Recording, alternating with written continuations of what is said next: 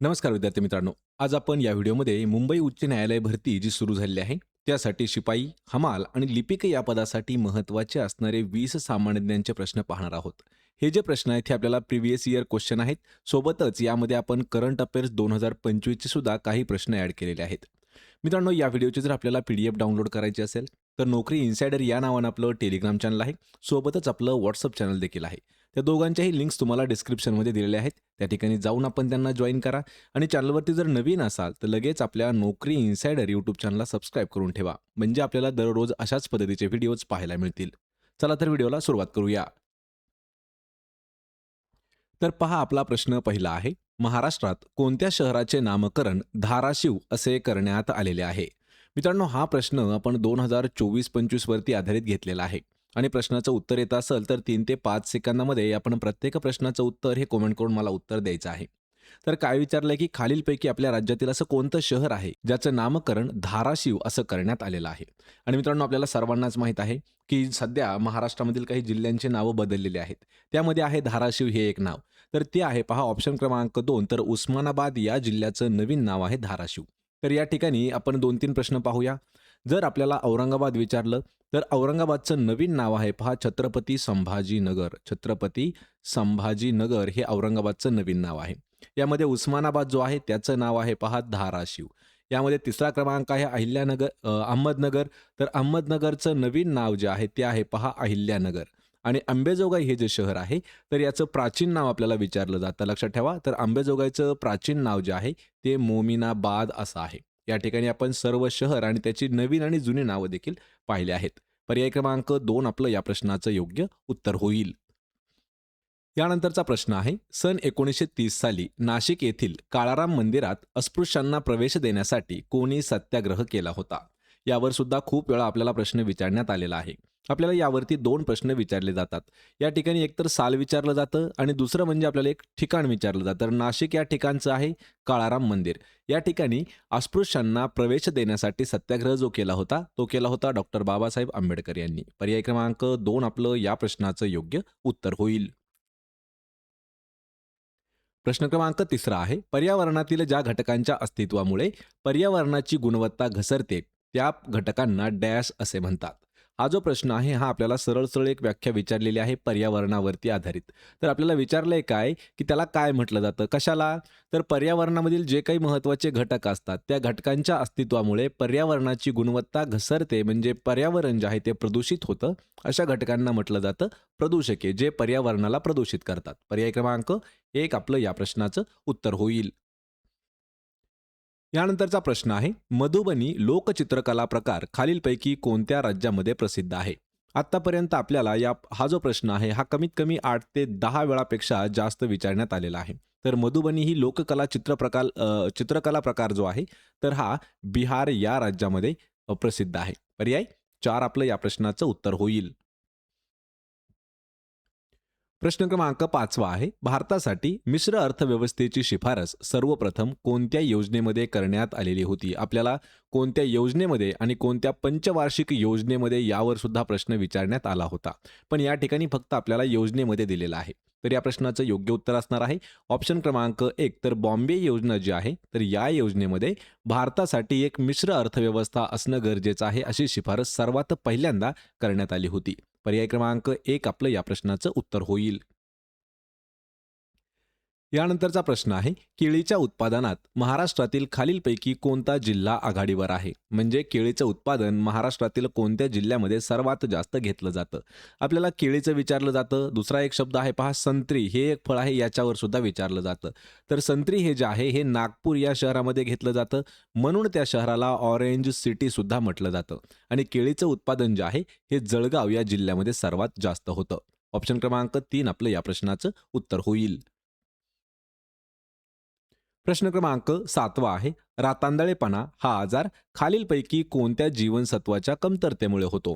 पहा, रात्रीच्याला कमी दिसणं हा जो आजार आहे, हा कोणत्या जीवनसत्वाच्या कमतरतेमुळे होतो? तर यासाठी कारणीभूत असणारं जीवनसत्व आहे पहा ऑप्शन क्रमांक 1, तर जीवनसत्व अ किंवा व्हिटॅमिन ए हे जे आहे, तर व्हिटॅमिन एच्या कमतरतेमुळे रातांधळेपणा होतो. या ठिकाणी जो दुसऱ्या क्रमांकाचा आहे विटॅमिन बी, तर विटॅमिन बीच्या कमतरतेमुळे बेरी-बेरी हा आजार होतो. लक्षात ठेवा. कोणता? बेरी-बेरी आजार. विटॅमिन सी जे आहे, तर याच्या अभावी मानवाला किंवा माणसाला स्कर्वी हा आजार होतो आणि विटॅमिन डीच्या कमतरतेमुळे मूळदूध जो आहे तो बालकांमध्ये दिसून येतो. म्हणजे आणि यासाठी विटॅमिन डी हे जे आहे, हे सूर्यप्रकाशामध्ये जास्त प्रमाणात असतं. लक्षात ठेवा विटॅमिन डी. आणि जे आंबटधर्मीय फळं असतात किंवा आंबटवर्गीय फळं असतात, तर त्यामध्ये असतं पहा विटॅमिन सी.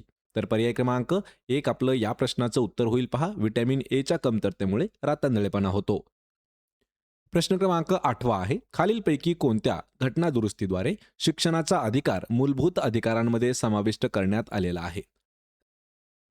प्रश्न थोडासा समजावून घ्या. काय विचारलाय प्रश्न? खालीलपैकी अशी कोणती घटना दुरुस्ती आहे, की त्या घटना दुरुस्तीनुसार शिक्षणाचा अधिकार जो आहे, तो मूलभूत अधिकारामध्ये ॲड करण्यात आलेला आहे. आणि या प्रश्नाचं योग्य उत्तर असणार आहे पर्याय क्रमांक 3. तर 86वी जी घटना दुरुस्ती आहे, या घटना दुरुस्तीने शिक्षणाचा अधिकार हा मूलभूत अधिकारामध्ये करण्यात आला आहे. ऑप्शन क्रमांक 3 आपलं या प्रश्नाचं उत्तर होईल. प्रश्न क्रमांक 9 आहे. केंद्र शासनाची आयुष्यमान भारत ही योजना कोणत्या क्षेत्राशी संबंधित आहे? मित्रांनो, हा प्रश्न आपल्याला जशाच तसा आरोग्य भरतीसाठी सुद्धा विचारण्यात आला होता. आयुष्यमान भारत ही जी योजना आहे, ही कोणत्या क्षेत्राशी संबंधित आहे? तर या प्रश्नाचं योग्य उत्तर होईल ऑप्शन क्रमांक 1. तर आयुष्यमान भारत योजना जी आहे, तर ही आरोग्याशी संबंधित असणारी योजना आहे. आणि हा प्रश्न आपल्याला जशाच तसा आरोग्य भरतीला सुद्धा विचारण्यात आला होता. पर्याय क्रमांक 1 आपलं या प्रश्नाचं उत्तर आहे. प्रश्न क्रमांक 10 आहे. पंचायत समिती स्तरावर सरपंच समितीचे पदसिद्ध अध्यक्ष खालीलपैकी कोण असतात? मित्रांनो, हा प्रश्न आपल्याला विचारण्यात आला होता पहा ग्रामसेवक भरतीसाठी सुद्धा. त्यामुळे प्रश्न थोडासा इम्पॉर्टंट आहे. लक्ष देऊन पहा. पंचायत समिती स्तरावरती सरपंच समितीचे पदसिद्ध अध्यक्ष कोण असतात? तर ते असतात पंचायत समितीचे उपसभापती. ऑप्शन क्रमांक 4 आपलं या प्रश्नाचं योग्य उत्तर होणार आहे. प्रश्न परत एक वेळा पहा, इम्पॉर्टंट असणारा प्रश्न आहे. तर पंचायत समितीचे उपसभापती जे आहेत, हे पंचायत समितीच्या स्तरावर सरपंच समितीचे पदसिद्ध अध्यक्ष असतात. ऑप्शन क्रमांक 4 आपलं या प्रश्नाचं उत्तर होईल. प्रश्न क्रमांक 11 आहे. भारतातील कामगार चळवळीचा जन्म खालीलपैकी कोणत्या शहरात झालेला आहे? कामगार चळवळीचा जन्म म्हटलं की सर्वात पहिल्यांदा नारायण मेघाजी लोखंडे यांचं नाव समोर येतं. आणि हे जे शहर आहे, तर हे मुंबई या शहरामध्ये कामगार चळवळ जी आहे ती सुरू झालेली होती. ऑप्शन क्रमांक 1 आपलं या प्रश्नाचं उत्तर होईल. यानंतरचा प्रश्न आहे 2025चा पुण्यभूषण पुरस्कार अर्थशास्त्र क्षेत्रातील योगदानासाठी कोणाला जाहीर करण्यात आलेला आहे? 2025चा पुरस्काराचं नाव काय आहे? पुण्यभूषण पुरस्कार. हा अर्थशास्त्रातील अर्थशास्त्र जे आहे या क्षेत्रामधील योगदानासाठी दिला गेला होता. तो कोणाला देण्यात आला होता? तर तो देण्यात आलेला आहे डॉक्टर विजय केळकर यांना. पर्याय क्रमांक 4 आपलं या प्रश्नाचं योग्य उत्तर होईल. मित्रांनो, हा जो प्रश्न आहे हा आपण मुद्दाम करंट अफेअर्स 2025 वर घेतलेला आहे. यानंतरचा प्रश्न आहे महाराष्ट्रातील आद्यक्रांतिकारक म्हणून कोणाला ओळखले जाते? प्रश्न खूप महत्त्वाचा आहे. महाराष्ट्रातील आद्यक्रांतिकारक म्हणून खालीलपैकी कोणाची ओळख आहे? आणि आत्तापर्यंत आपल्याला विचारात घेतलं तर मागील 25 वर्षामध्ये हा जो प्रश्न आहे कमीत कमी 80 वेळापेक्षा तरी जास्त विचारण्यात आलेला आहे. तर आद्यक्रांतिकारक म्हणून वासुदेव बळवंत फडके यांना ओळखलं जातं. पर्याय क्रमांक 1 आपलं या प्रश्नाचं योग्य उत्तर होणार आहे. यानंतरचा प्रश्न आहे पहिला आशिया कप महिला T20 क्रिकेट स्पर्धा कोणत्या संघाने जिंकलेली आहे? हा प्रश्न जो आहे खूप जुना प्रश्न आहे, पण आपण करंट अफेअर्स म्हणून हा प्रश्न घेतलेला आहे. आशिया कप महिला T20 क्रिकेट स्पर्धा कोणत्या संघानं जिंकलेली आहे सर्वात पहिली? आणि ती जिंकलेली आहे ऑप्शन क्रमांक 2 तर भारत या देशाने.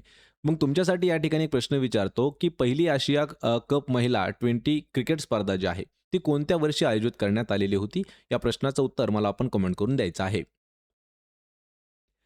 प्रश्न क्रमांक 15 आहे. खालीलपैकी कोणत्या जिल्ह्याला सर्वाधिक समुद्र किनारा लाभलेला आहे? म्हणजे खालीलपैकी असा कोणता जिल्हा आहे की त्याला समुद्र किनारा लाभलेला आहे, पण तो सर्वात जास्त आहे? आणि प्रश्नाचं योग्य उत्तर होईल पर्याय क्रमांक 4.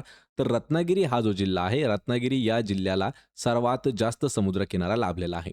यावरती मग आपल्याला प्रश्न असा विचारला जातो पहा, महाराष्ट्राला टोटल समुद्र किनारा किती आहे? तर जेवढा काही आहे 720 किलोमीटरचा जो आहे हा जुने मोजमाप आहेत आणि नवीन मोजमापानुसार 877 किमी असं देण्यात आलेलं आहे. यावरती अजून एक प्रश्न जातो की भारतातील सर्वात जास्त समुद्रकिनारा असलेलं राज्य कोणतं आहे?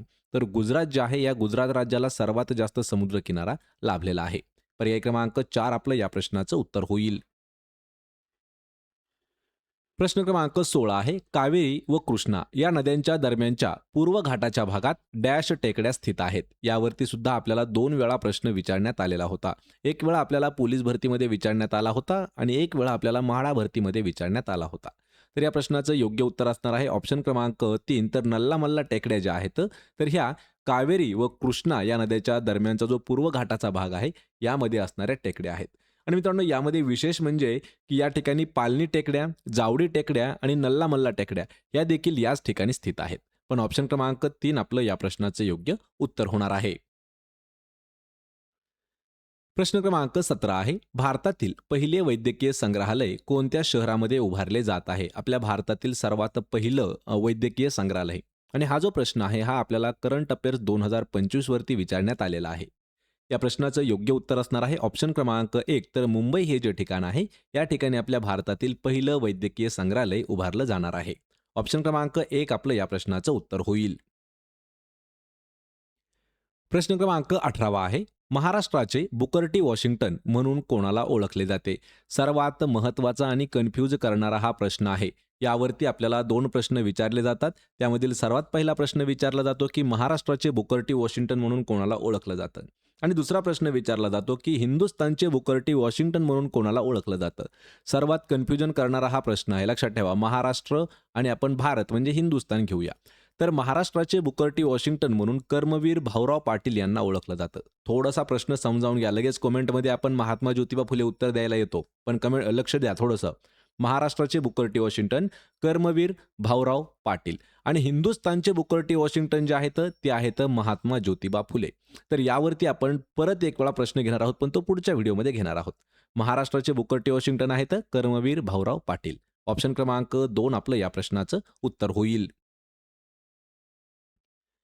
यानंतरचा प्रश्न आहे. कोणत्याही संगणकास माहिती पुरविणारे किंवा आदेश देणारे डॅश हे उपकरण आहे. म्हणजे प्रश्न काय विचारलाय, माहिती पुरवणारे किंवा आदेश देणारे म्हणजे काय, तर कम्प्युटरला एक प्रकारे इनपुट देणारं उपकरण खालीलपैकी कोणतं आहे? लक्षात ठेवा.